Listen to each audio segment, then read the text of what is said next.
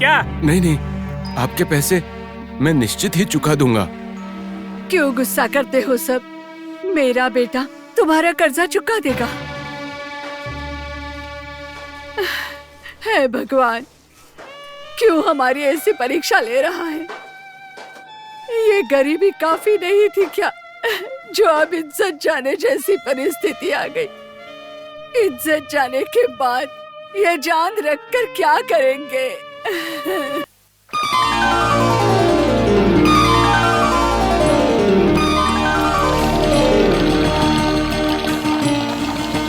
ये लो देवदत्त, ये तुम्हारे लिए है। इसमें उतनी ही संपत्ति है जितनी तुम्हारे लिए आवश्यक है।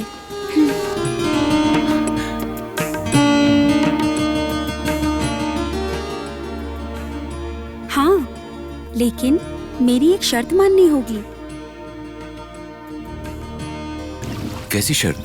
आने वाले नाग पूर्णिमा के दिन तुम्हें इसी समय यहाँ पर आना होगा। क्यों?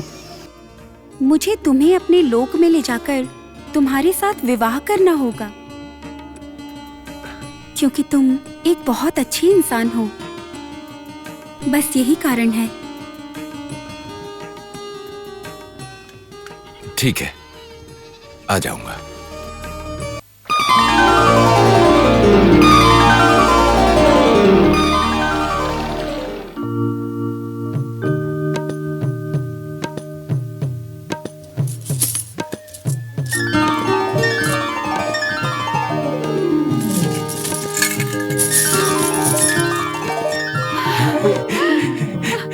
देवदत्त, हाँ? ये सब किसने दिया? कहाँ से लाया? माँ, ये सब मुझे एक देवी ने दिया है माँ। देवी ने दिया? कौन सी देवी? कहाँ मिली? वो जब मुझे लगा कि मैं उधार नहीं चुका पाऊंगा तो मैं नदी में आत्महत्या करने जा रहा था, तभी वहाँ पर एक देवी प्रकट हुई माँ। हाँ? हाँ, और मेरा दुख सुनकर उसने मुझे ये गहने और सिक्के दिए माँ। तू बहुत नसीब वाला है बेटा। तेरे अच्छे कर्मों ने तुझे बचा लिया।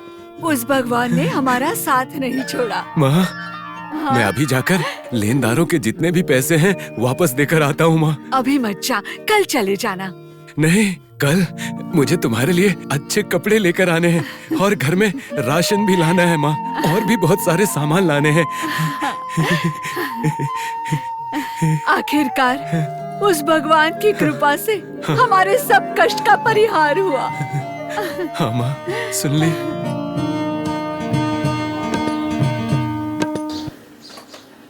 देवदत्त, देवदत्त, अरे देवदत्त! कौन है? ओहो, मामा, आइए आइए आइए। माँ, माँ, मामा आए हैं।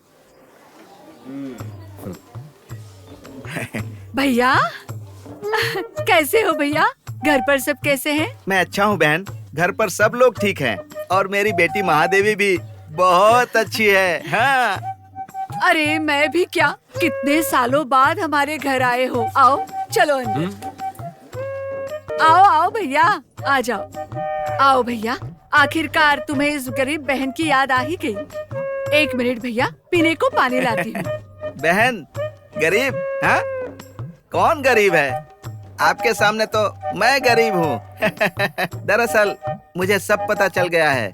अच्छा, मैंने सुना है किसी देवी ने आपको बहुत अमीर बना दिया है, वही देखने के लिए आया हूँ। तो ये पता चलने के बाद आए हैं? मुझसे मजाक कर रहे हो क्या?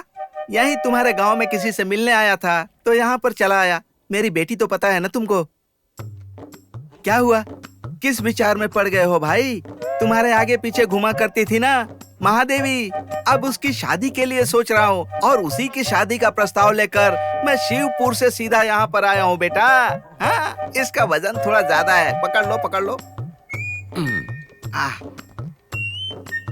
आह। ऋणानुबंध हो तो हो ही जाएगा भैया, ये लो।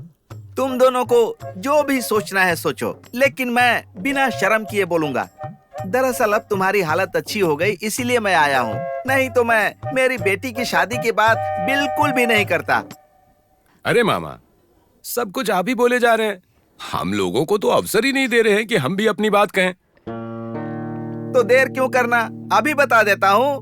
जो भी बात है साफ साफ बता देता हूँ, क्योंकि दूसरे लोगों को मौका ही नहीं देना है। बेटा मुझे जरा काम है, इसीलिए मैं बाहर जाकर आता हूँ। बहन, तुम्हारे हाथों का खाना खाए मुझे बहुत दिन हो गए। वही जो बना कर देती थी ना, काला कद्दू। हाँ। हाँ वही बना कर रखना, मैं बाहर से आता हूँ फिर खाऊंगा। ठीक है भैया। और भैया 2-3 दिन रहोगे ना? नहीं बहन, कल है ना, नाग पूर्णिमा है। कल इस समय तक तो मुझे गांव पहुंचना होगा। मैं बाहर जाकर आता हूँ, चलता हूँ बेटा। कल नाग पूर्णिमा है? क्या हुआ बेटा? नाग पूर्णिमा सुनते ही तेरा चेहरा क्यों उतर गया?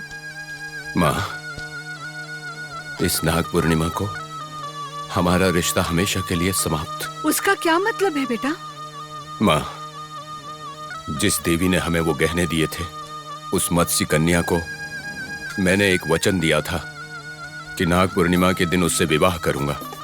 हे भगवान, उस मत्स्य कन्या से विवाह? तू मानव है बेटा? कोई और मार्ग नहीं है माँ। हाँ रुक जा, अच्छा है कि तेरे मामा आए हैं। इन सब विषय में वो बहुत माहिर है। वो कोई ना कोई उपाय जरूर बताएंगे।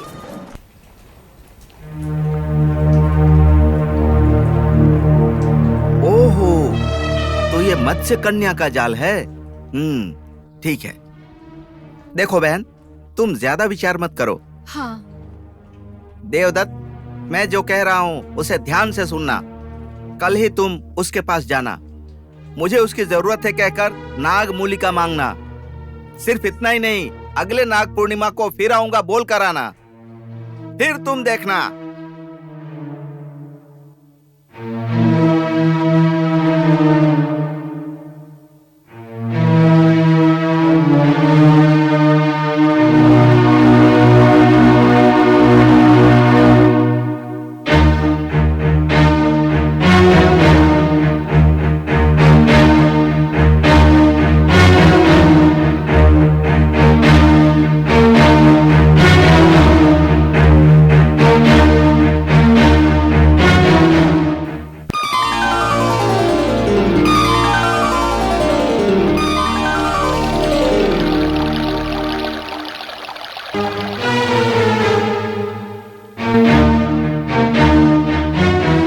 देवदत्त, तुम एक अच्छे इंसान हो। तुमने अपना वचन पूर्ण किया है।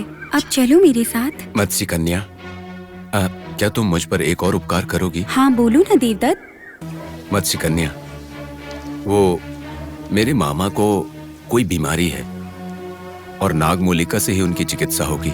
एक प्रख्यात वैद्य ने कहा है। क्या तुम मुझे वो लाकर दे सकती हो? नागमूलिका? उसे लाना होगा। अगर तुम नहीं ला सकती तो कोई बात नहीं। नहीं नहीं, मैं तुम्हारे लिए उसे भी लेकर आऊंगी। हाँ।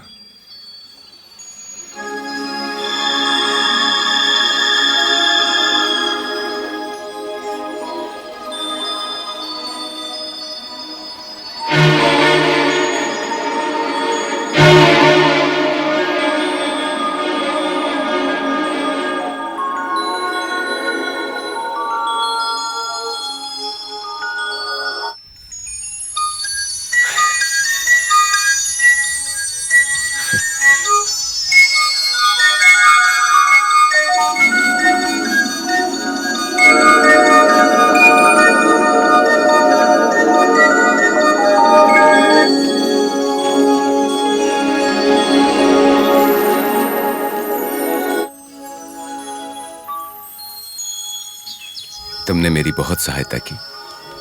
अब मैं इसको ले जाकर मामा को दे दूंगा और हालचाल पूछकर वापस आ जाऊंगा। मत्स्य कन्या, अब मैं तुमसे अगले नाग पूर्णिमा के दिन विवाह कर पाऊंगा। तुम मुझे समय दोगी ना? हाँ क्यों नहीं देवदत्त, मैं तुम्हारी यही प्रतीक्षा करूंगी। मैं अब चलती हूँ।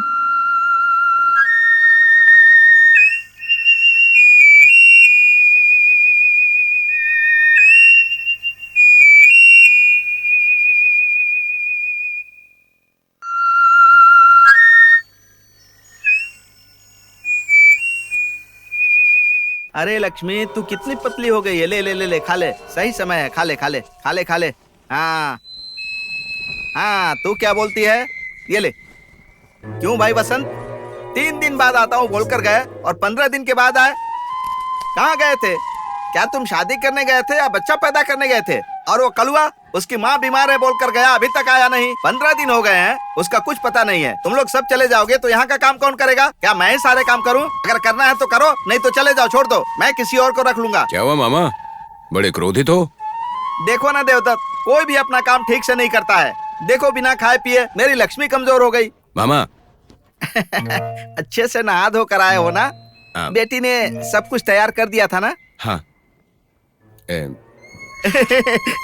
नागमूलिका, इसको स्पर्श करके मेरा जीवन सार्थक हो गया। देवदत्त, कल तुम्हारी बातें सुनकर मैंने बहुत सोच विचार किया। क्या तुमको नहीं लगता कि वो मत्स्य कन्या तुमसे बहुत ज्यादा प्यार करने लगी है? ये कुछ ज्यादा नहीं हो गया? नहीं मामा, उस नाग कन्या ने हमारी हर तरह से सहायता की है मामा, और हमारे सारे कष्टों को दूर किया है, और इसलिए। तो क्या अब तुम उसके साथ शादी करोगे? ये बताओ, बचपन से मेरी बेटी तुम्हारे आगे पीछे घूमती रहती थी, उसका क्या? तुम्हारे साथ शादी करने के सपने लेकर बैठी है वो, उसका क्या करोगे? क्या तुमको इस मुसीबत से बाहर निकलने के लिए कोई रास्ता चाहिए? मत्स्य कन्या की उम्र तो हजारों सालों की होती है। जब से ये नागमूलिका उसने तुमको दिया है ना, तब से उसकी उम्र 500 साल और बढ़ गई है। देवदत्त, जब अगले पूर्णिमा को उसके पास जाओगे ना, तब उससे कहना कि वो पानी छोड़कर जमीन पर रहने के लिए आ जाए। ऐसा बोलने से क्या होगा? यही तो मूल बात है ना दामाद जी, वो तुम्हारी बात नहीं मानेगी। क्यों? वो इसलिए कि अगर वो पानी छोड़कर जमीन पर आ गई ना, तो उसकी उम्र खत्म हो जाएगी और वो 100 साल की रह जाएगी बस।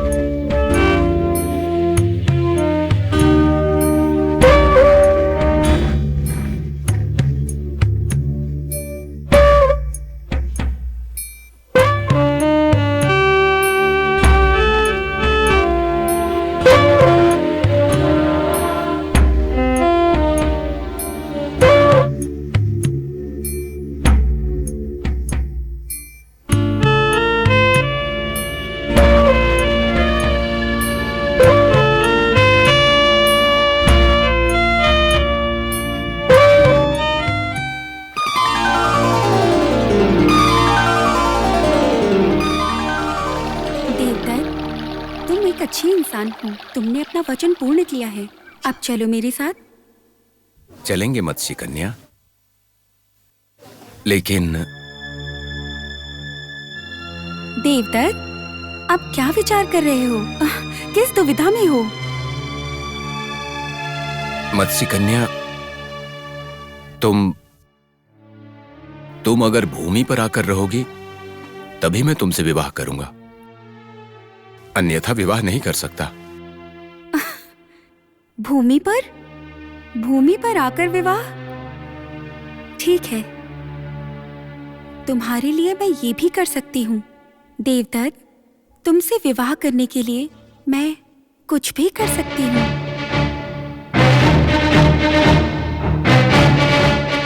नहीं, मत आओ मत्स्य कन्या, भूमि पर आने की आवश्यकता नहीं है। तुमने मेरी सारी शर्तों को बिना कुछ कहे ही मान लिया, लेकिन मैंने बस स्वार्थ, धोखा और छल से भरी इस दुनिया के लिए तुम्हें धोखा दे दिया। नहीं, तुम्हें भूमि पर आने की आवश्यकता नहीं।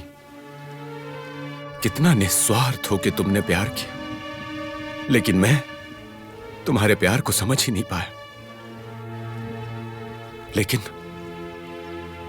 लेकिन अब मुझे सब समझ में आ रहा है। अब जानता हूं कि क्या करना है। तुम अपने लोक में रहो।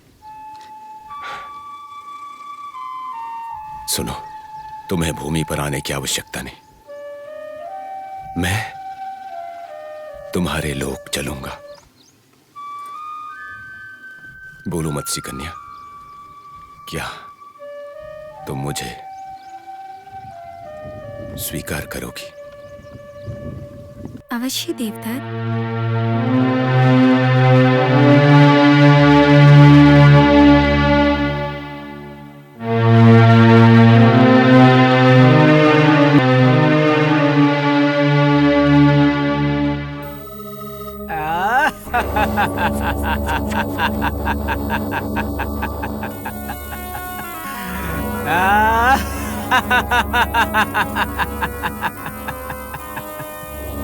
राजा, मत्स्य कन्या से छुटकारा पाने की सोच रखने वाले उस लड़के ने आखिर में उसके साथ जाने का निर्णय क्यों लिया?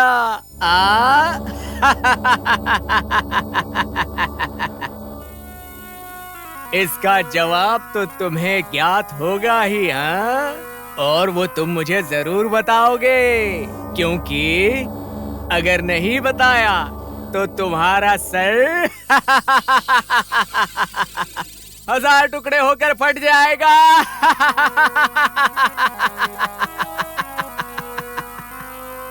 बेताल, वो देवदत्त इंसान अच्छा था, ये बात उस मत्स्य कन्या को पता थी। इसीलिए वो उससे प्यार करती थी और उसकी मदद भी की और स्वयं के कष्ट को परिहार किया। इसलिए देवदत्त बहुत ही आभारी है। पहले उसके साथ भूलोक छोड़कर पाताल लोक जाने के लिए वो पीछे हटता है, किंतु उसकी आयु खत्म हो जाएगी ये जानकर भी उसके लिए जमीन पर आने के लिए तैयार हो जाती है। ये प्रेम देखकर उसका हृदय पिघल जाता है। उपकार को भूलने वाली माँ और मामा स्वार्थी है, ये सोचकर उसे बहुत खेद होता है। इसलिए उसने ये निर्णय लिया कि वो मत्स्य कन्या के साथ ही जाएगा। मान गए राजा, मान गए। उत्तर बिल्कुल सही है, किंतु मौन तोड़कर तुमने बात की, तो अब मेरा जाना तो तय है। मैं चला। तो अब मैं चला। चला। हे सुनो आज सब तुम ये मुझसे कहानी, विक्रम बेताल की